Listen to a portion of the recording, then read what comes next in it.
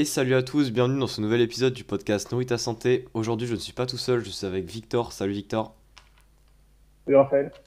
Aujourd'hui, on va vous parler de neurodynamique, mais avant de déjà d'expliquer ce que c'est, je pense, et d'en parler plus précisément, est-ce que tu pourrais te présenter s'il te plaît? Oui, avec plaisir. Écoute, moi, c'est Victor, Victor de Passe, petit belge sur la région bruxelloise, mais je travaille principalement sur Nivelles. Euh, Passionné de sport, avant tout, si je dois me décrire, c'est le mot que j'aimerais qu'on retienne, c'est vraiment la passion pour le sportif, que ce soit tous les aspects du sportif. Et sinon, dans la vie de tous les jours, qu'est-ce que je fais? Je suis ostéopathe, je fais de l'acupuncture aussi. J'ai la chance de pouvoir enseigner dans différentes écoles, justement, ma passion qui est l'analyse du vivant, et donc en l'occurrence biomécanique, la palpatoire et ce genre de choses dans Ouais. ces matières, aussi en ostéo. Et à côté de ça, comme je suis passionné de sport, j'ai aussi des salles de sport Ok. où justement j'ai la chance de pouvoir coacher et permettre aux gens de venir faire du sport. En l'occurrence, c'est du crossfit. Ok. Et du coup, aujourd'hui, tu voulais nous parler de tout ce qui est neurodynamique, ce qui est, je pense, un sujet qui parle peut-être, qui parle un petit peu, mais on voit pas trop ce que c'est. Du coup, est-ce que tu pourrais nous expliquer qu'est-ce que c'est que la neurodynamique? Bah ouais, avec plaisir. En fait, c'est l'étude de la dynamique du nerf. Donc, la neurodynamique, quand je dis étude, c'est même poussé trop loin. On va vérifier que le nerf accepte de bien bouger. C'est quelque chose dont on parle très peu, ou en tout cas on ne se rend pas compte de l'impact. La neurodynamique, ça va être de vérifier cette capacité de glissement, tant du nerf par rapport aux structures qui l'entourent, que le nerf au sein de sa gaine. Ok. Il faut savoir qu'un nerf est inextensible, c'est pas étirable, c'est pas comme un muscle, un tendon. C'est une structure qui est comme un câble électrique. Et elle a une capacité de glissement. On peut aller mettre une tension sur ce câble électrique, comme tout câble, hein, il est enroulé, puis je le déroule. Hmm. Mais une fois qu'on est au maximum, on est au maximum. Quand j'ai des zones de frottement, d'adhérence, le corps il va essayer de protéger ce câble. Il va empêcher nos mouvements d'aller mettre une tension extrême sur le câble. Donc on va avoir des petites attitudes de compensation ou des gestes sportifs qui vont être perturbés parce que le nerf est un petit peu irrité. Ok, donc du coup, là, tu as déjà un petit peu parlé des premiers problèmes, mais c'est quoi concrètement tous les impacts que peut avoir la neurodynamique dans la vie de tous les jours? Alors, c'est une bonne question. Évidemment, il y a une particularité qui va être que ça peut toucher tout le monde, qu'on soit sportif ou non. Cette irritation, elle peut être amenée par une sursollicitation. Mais qu'est-ce que ça va amener comme impact? Ça va amener soit des endormissements, soit des fourmillements qu'on peut percevoir au niveau du membre. Ok, Alors, je fais directement une aparté, soit parce qu'on a des fourmillements et des endormissements que c'est de la neurodynamique qu'il ouais, faut faire.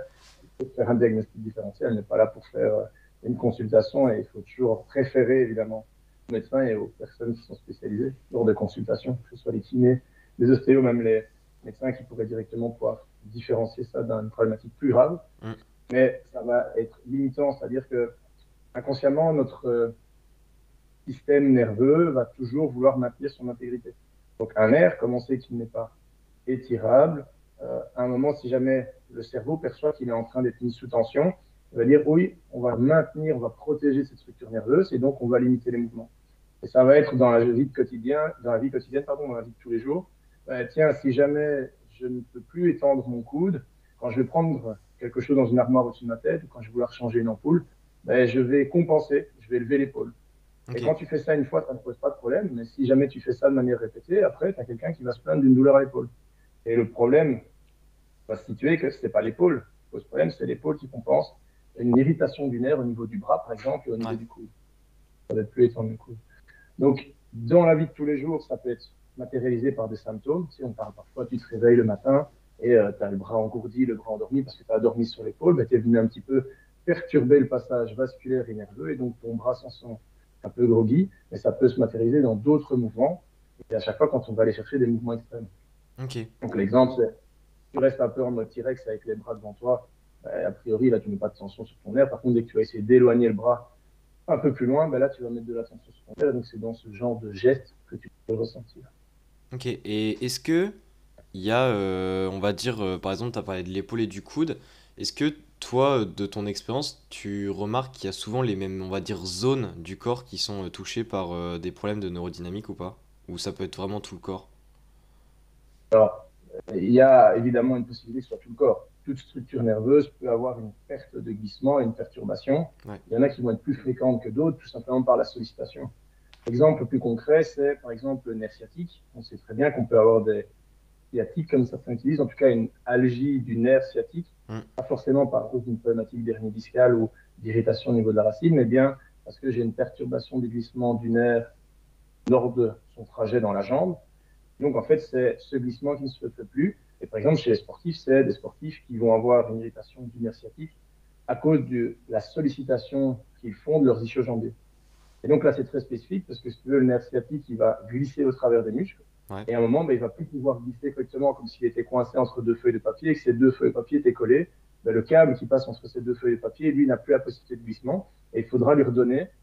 Ben, ça va amener quoi comme conséquence? Ben, le fait de redonner le glissement, ça va permettre de un, que les mouvements soient amples, mais surtout que tu n'irrites pas au niveau nerveux. Et donc, si tu n'irrites pas le nerf peut faire passer une information de manière qualitative et donc ton muscle répond mieux.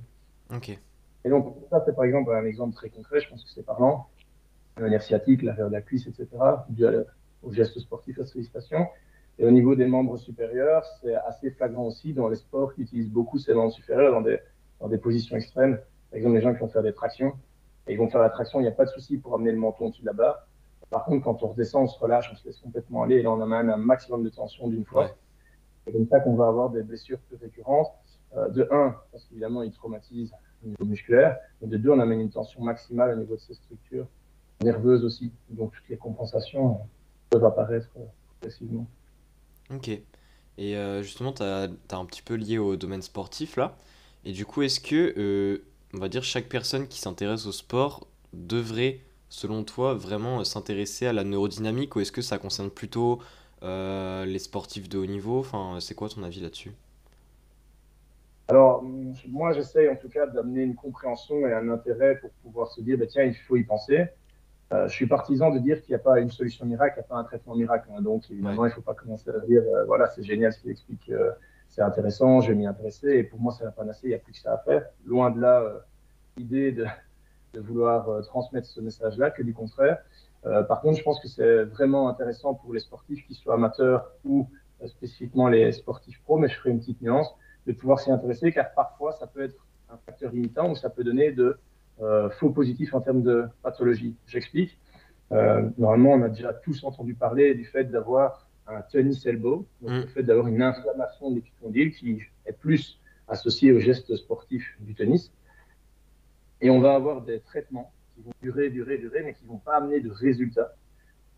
Et en fait, ce qui se passe, c'est que oui, on a une algie, on a une douleur sur la zone externe du coude qui correspond à ce tennis elbow, mais c'est une irritation du nerf qui amène comme compensation une protection du corps avec un spasme musculaire. Et on aura beau travailler sur l'inflammation, tant qu'on ne traitera pas la cause qui est l'irritation du nerf, on continuera à avoir cette inflammation. Et donc, c'est intéressant parfois dans certaines pratiques. On parle ici de sport amateur ou de sport pro, hein, mais je commence par l'amateur. Et c'est le fait d'avoir souvent chez le sportif amené du volume tout d'un coup. C'est la personne qui s'entraîne une fois, deux fois semaine, Hmm. et puis un jour, elle décide de faire un tournoi, elle fait 4 heures et elle ressort de là complètement irritée, enflammée. Et il y a cette inflammation qui persiste, mais parce que le muscle essaie de protéger le nerf qui lui a été mis sous tension. Je fais directement la réponse par rapport à la deuxième partie. Tu m'as demandé, tiens, et pour le sportif de haut niveau, comment ça se passe? Ouais. Mais là, ça devient un petit peu plus spécifique parce que le sportif de haut niveau, quand on va regarder au niveau neurodynamique, on va pas avoir le même type de réponse que la personne sédentaire ou que le sportif amateur, puisque eux, ça va être de l'hyper-sollicitation dans des mouvements extrêmes avec beaucoup de force appliquée. Et donc, ça devient ultra spécifique et là, il faut vraiment un encadrement.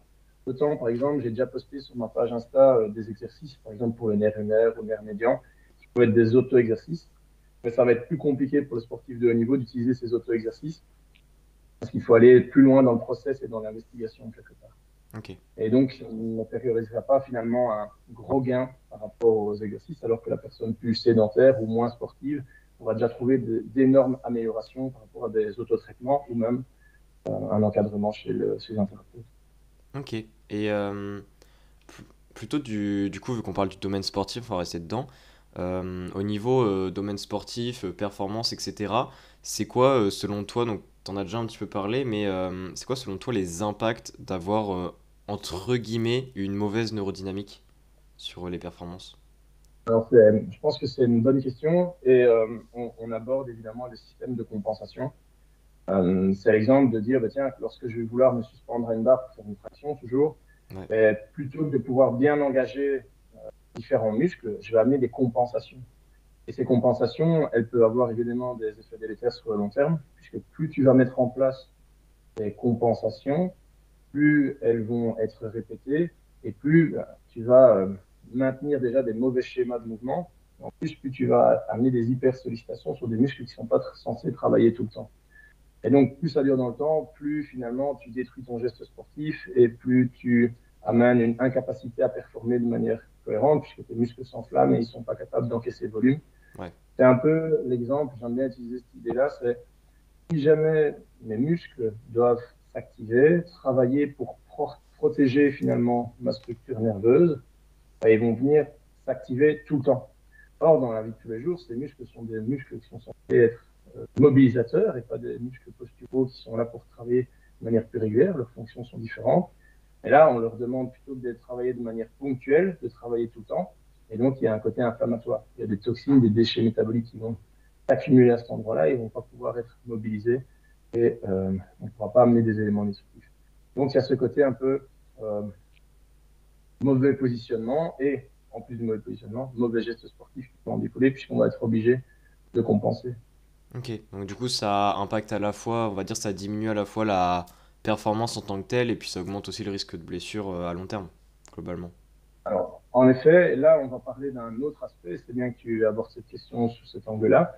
C'est que lorsqu'on prend un nerf va avoir plusieurs impacts. Un impact qui va être lié à la vascularisation, qui lui est propre, mais aussi des tissus qui l'entourent. Il va être lié finalement à un passage d'informations nerveuses tant afférentes qu'efférentes. Ça veut dire quoi? Un nerf permet de véhiculer une information nerveuse en disant, ben, tiens, je perçois quelque chose. J'ai la sensation d'un bic qui tapote le dos de ma main. C'est une info qui est perçue, qui est transmise par un nerf, qui est amenée au cerveau pour dire il y a quelque chose qui se passe au niveau de la main. Maintenant, si jamais c'est une sensation de chaleur sur ma main, mon cerveau va l'interpréter, il va renvoyer une information et il va demander des muscles, à mes muscles de se contracter et de pouvoir éloigner ma main du feu de Ouais. manière intéressante. On est bien foutu. Quand on a une irritation du nerf, il y a des phénomènes de compression qui peuvent être là, ou des phénomènes de cisaillement ou d'étirement. En fait, l'information nerveuse, la vitesse à laquelle va être véhiculée cette information va être moindre. Et donc, ça nous rend moins aptes à percevoir, mais aussi à répondre. Ça veut dire que si jamais je suis moins capable de donner une information à un muscle, je suis moins capable de le solliciter, de le contracter. Et donc, tant pour améliorer mes performances sportives, mais aussi pour répondre finalement, tiens, je suis en train de perdre mon équilibre et je dois m'équilibrer, ben, le nerf va donner une information qui sera moins qualitative. Ok. Donc, ça a des impacts quelque part négatifs sur d'autres aspects, notamment ta capacité à bien utiliser ton muscle. Ok. Et justement, parce que là on a parlé un petit peu de quels sont les impacts de la neurodynamique, si on en a, on va dire, une mauvaise, etc. Et là, je pense qu'il y a pas mal de personnes qui se disent, bah, du coup, comment est-ce qu'on peut savoir si nous, on a une bonne neurodynamique ou pas, bah, que ce soit si on est sportif plus pro, si on est sportif amateur, enfin, comment est-ce qu'on fait pour savoir un petit peu si notre neurodynamique est globalement bonne ou pas? Alors ça, c'est une question qui est plus particulière. A priori, si vous n'avez pas de blessure, c'est que votre corps est capable de compenser. Ouais. Et donc, il est très bien. Il n'y a pas de, il n'y a pas de problème si jamais l'organisme est capable de compenser, il ne provoque pas de blessure. Si maintenant vous avez une tendance à voir que dans vos gestes sportifs, il y a une asymétrie qui se matérialise, par exemple, vous avez l'impression que quand vous faites un mouvement, il y a une épaule qui monte avant l'autre, un coude qui se fait chier avant, et vous avez le sentiment que ce mouvement n'est pas cohérent par rapport à votre geste sportif, c'est toujours bien d'essayer d'analyser. Alors, encore une fois, si jamais c'est lié au geste sportif parce qu'il est mal intégré, ben là, c'est plutôt un personal trainer qu'il faut regarder, puisque là, c'est du geste sportif. Hmm. Mais là, c'est déjà un premier, en tout cas, un premier témoin de se dire, tiens, j'ai mon geste qui me semble être asymétrique pour un même mouvement, j'ai ces sensations de compensation, c'est déjà un premier aspect visuel qui me permettrait de dire, tiens, pourquoi est-ce que mon corps utilise cette stratégie pour faire le mouvement? Et donc, premier point de regard, c'est d'abord analyse du geste sportif. Deuxième point de regard, c'est de dire, tiens, est-ce que j'ai pas de tension musculaire ou autre? Puis le troisième point de regard, c'est est-ce qu'il n'y a pas une problématique de neurodynamique qui pourrait être un regardé. Et ça, c'est intéressant parce que même le personal trainer peut l'aborder peut aller chercher des outils qui vont permettre de libérer ces interfaces de nerfs et redonner rapidement. C'est la magie de la neurodynamique. Il ne faut pas passer plus de 5 minutes pour pouvoir corriger le point de tension qui peut être apparent. Là, par contre, j'insiste sur la suite de ta question, qui Ouais. est de dire, bah, tiens, qu'est-ce qui montre que j'ai une bonne neurodynamique? Ben, si jamais j'ai des douleurs qui apparaissent, évidemment, on peut regarder ces inflammations. Si jamais j'ai des douleurs qui persistent alors que je fais un traitement, par exemple kiné, ostéo, et qu'il n'y a pas eu d'abord au niveau de la neurodynamique, ben là, je commence aussi à me poser des questions. C'est intéressant d'aller voir là-dedans. Mais globalement, si jamais tu es capable de bouger dans tous les sens, que tu n'amènes pas de compensation et que tu n'as pas de douleur, pars du principe que ton corps a une capacité de compensation qui est bonne ou que tu n'as pas de problème. Plein de gens vont bien et il y a quand même moins de personnes qui ont des soucis neurodynamiques que des gens qui vont bien, en tout cas, de ce côté-là. Ok.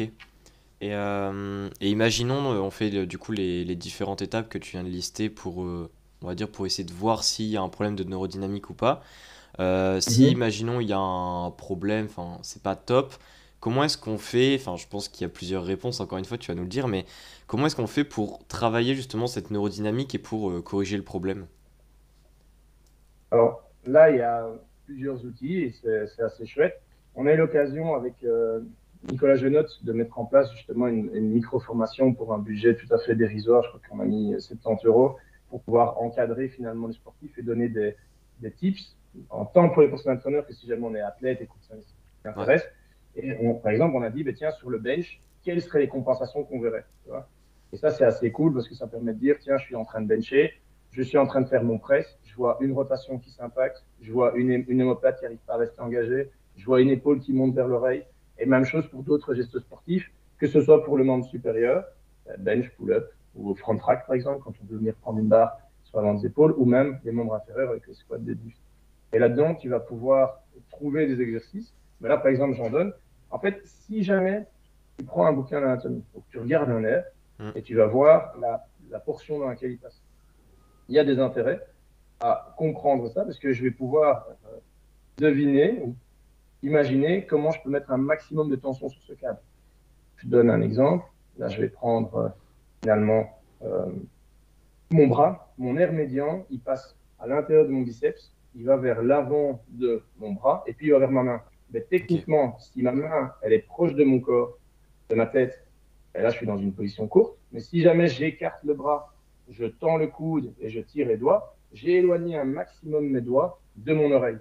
Et grosso modo, ben, le nerf médian qui nous intéresse, qui va énerver plein de choses, notamment le bras et avant-bras, qui va se terminer avec une innervation au bout des 3 premiers doigts, ben, si jamais j'ai mis un maximum de tension sur ce nerf, je vais pouvoir vérifier de un dans un premier temps si jamais il y a une irritation qui se fait, mais je vais aussi pouvoir le mobiliser.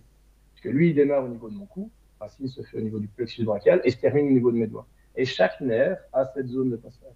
Et là, par exemple, je donne un intérêt. Il y a plein de contenus gratuits qui se trouvent sur les réseaux. J'en ai moi-même fait avec, par exemple, le nerf ulnaire et le nerf médian. Et là, tu vas voir qu'il y a des techniques qui vont se mettre et qu'on peut utiliser, qu'on peut mettre en place pour simplement mobiliser le nerf et redonner du glissement. Et donc, ok, si on veut travailler sa neurodynamique, en disant, mais tiens, je sais que mon nerf médian, il va être un peu irrité quand je sollicite mon biceps. J'ai fait beaucoup de traction, beaucoup de biceps curls. Je sens que mon biceps est un peu congestionné. Je pourrais irriter mon nerf médian. Mais je vais avoir des autotraitements, des exercices que je vais mettre en place juste après ma session pour redonner ce glissement et être sûr qu'il ne vienne pas s'irriter. Donc, conserver une bonne conduction nerveuse, mais surtout une bonne intégrité et éviter les compensations et les problématiques. ok. Et est-ce que du coup, quand tu parles d'exercice, c'est vraiment des exercices très spécifiques à la zone où il y a un problème ou il y a des exercices, on va dire, qui peuvent concerner un peu toutes les zones? Alors, ça, c'est une très bonne question. En fait, tu vas avoir une mise en tension très spécifique. C'est comme quand tu sollicites un muscle, si jamais tu veux l'isoler, il va falloir venir mettre des conditions qui sont bien précises pour Ouais, le mettre lui en évidence. Mais là, pour le nerf, c'est la même chose. C'est-à-dire que si jamais, quand je fais mon extension, donc j'ai dit, j'écarte le bras, je fais une abduction d'épaule, je vais venir étendre le coude et étirer les doigts. Si tu n'étires par exemple pas les doigts, ben, tu ne vas pas mettre autant de tension que si jamais tu faisais une flexion dorsale de main et que tu tirais les doigts. Tu ne faisais pas de flexion, mais de hmm, l'extension de main, de poignet et de doigts. Et donc, il y a plein de conditions bien spécifiques. C'est pour ça que le traitement est toujours mieux quand c'est quelqu'un qui te l'applique que quand tu le fais pour toi-même. ouais, Mais en faisant déjà de l'autotraitement, tu gagnes déjà un grand pourcentage. Et donc, c'est pour ça que dans la majorité des cas, le fait d'utiliser cet autotraitement et de pouvoir l'appliquer après ces séances va déjà pouvoir avoir plein d'effets bénéfiques, je veux dire, à 90%. Quand on est plutôt dans de la pathologie, à ce moment-là, il faut être encadré et c'est Hmm. indispensable pour savoir le protocole et les exercices à faire, la succession. Donc c'est toujours la même chose. Tu veux isoler un muscle, tu veux le mettre en tension, ben, il faut éloigner au maximum ses insertions. Mais quand tu veux mettre une tension sur le câble électrique qui est le nerf, ben, il faut aussi éloigner un maximum ces deux extrémités. Ok.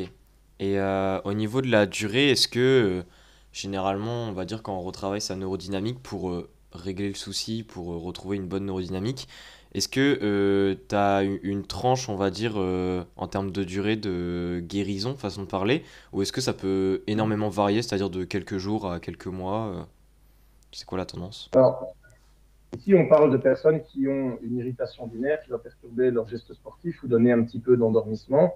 Il y a évidemment des problématiques de neurodynamique qui ne sont pas du tout traitées dans notre échange là qu'on a durant ce Ouais, podcast. Et là, c'est de la clinique. Il faut vraiment aller voir des kinés spécialisés, etc. Donc, c'est pas du tout la même chose. On ne parle pas d'irritation par rapport à un geste sportif. Donc là, déjà, je me retire de ouais, cette problématique-là, de pouvoir donner une durée. Maintenant, quand on est sur des irritations comme celle dont on parle, on va voir que en faisant déjà 30 répétitions, on va voir une amélioration, un gain qui va être considérable et donc qui permet parfois de corriger en une série de 30 ou deux séries de 30 cette irritation au niveau du nerf. Il y a un aspect, je me permets directement de rebondir, puisque tu as ouais, raison, mais imaginons, toi, tu as une douleur, on parlait de la face extérieure du coude, là, avec une pause épicondylite quelque part, qui ne serait pas liée à une irritation du muscle, mais plutôt à une irritation du nerf. Ben, tu me dis que ça fait 6 mois que tu la traînes, c'est clair que l'inflammation musculaire tendineuse qui est la conséquence de cette irritation du nerf, je ne vais pas la faire disparaître rapidement. Par contre, si je peux corriger l'irritation du nerf, je sais que mon muscle n'aura plus de raison d'être sous tension et donc l'inflammation va diminuer. Donc ça dépend évidemment, là je me permets de préciser, mais si jamais on est sur une prise en charge précoce juste après la petite irritation, parce que j'ai fait beaucoup de volume, beaucoup de sollicitations au niveau de ma structure musculaire en rapport avec le nerf, et que je la corrige assez rapidement, une séance, 30 répétitions, et je me sens bien. Si maintenant c'est quelque chose qui s'est installé et que je le prends en charge, il va peut-être falloir plusieurs séances pour pouvoir corriger, mais c'est quelque chose d'assez net. Ça, c'est la magie de la neurodynamique, c'est tu fais le test, tu vois que tu es limité, tu fais 30 répétitions, tu as tout regagné. Et ouais. donc, c'est vraiment très visuel. Au ressenti, c'est génial. On a l'impression qu'on ne sait plus tendre le coude une fois qu'on a le point d'appui. Puis tout d'un coup, on commence à mobiliser. Et là, je retrouve de un, plus de sensibilité et de deux, une belle extension de coude. Et on voit ça en une séance ou deux très facilement. Ok, donc ouais, c'est globalement rapide au niveau. Ouais, ouais, tout à fait. Ok. Ah oui, non, en termes de correction, c'est chouette. C'est pour ça que j'aime bien et je suis content finalement que tu m'aies sollicité pour parler de ce sujet-là. Mais c'est un truc dont j'aime bien parler et que je pense qu'il devrait être plus connu Hmm. tant chez les personnes entraîneurs que chez les athlètes eux-mêmes pour pouvoir amener de la longévité, pouvoir durer dans le sport et surtout de l'intégrité au niveau physique pour éviter des compensations et des schémas qui finalement pourraient les arrêter dans leur progression sportive. Ouais, et justement, tu viens de parler de longévité, parce que j'avais une dernière question à te poser. C'était est-ce que tu vois un intérêt particulier, on va dire, à travailler la neurodynamique, donc faire différents exercices comme tu l'as expliqué, par exemple, je sais pas, dans ton entraînement, en échauffement ou en fin de séance, etc., même si t'as pas de douleur, quoi que ce soit, donc plutôt travailler ça dans un aspect de prévention de douleur, ou est-ce que pour toi c'est vraiment, on va dire, que intéressant de travailler ça quand t'as des gènes, quand t'as des sensibilités Oui, écoute, bonne question. Moi, j'ai quelques exercices que je place parfois en warm-up pour préparer, pour être sûr que imaginons, je vais faire des grosses séries de deadlift lourds. Ouais, J'ai des grosses charges à aller travailler avec des séries qui vont être avec du tempo, etc. Par exemple, je vais faire de la neurodynamique sur mon nerf sciatique pour être sûr d'avoir une fonction nerveuse qui soit optimisée et être sûr que voilà, je vais amener de la prévention de blessures là-dessus. Je suis sûr que mon nerf est capable de donner de l'info à mes ischios. Je suis sûr que je vais bien percevoir l'info, donc quelque part, je vais avoir un travail qui va être optimal et qui va éviter la blessure au niveau des ischios.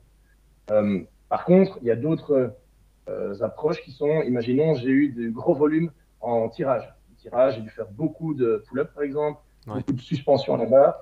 Et je sais que moi, par exemple, quand j'encaisse ce volume, il est possible que mes biceps prennent plus. Mais je vais faire de la neurodynamique par rapport au nerf qui est en rapport avec ce biceps, qui est le nerf médian, pour être sûr que finalement cette congestion qui peut être amenée au niveau de mon biceps n'impacte pas finalement mon nerf médian et toutes les conséquences négatives.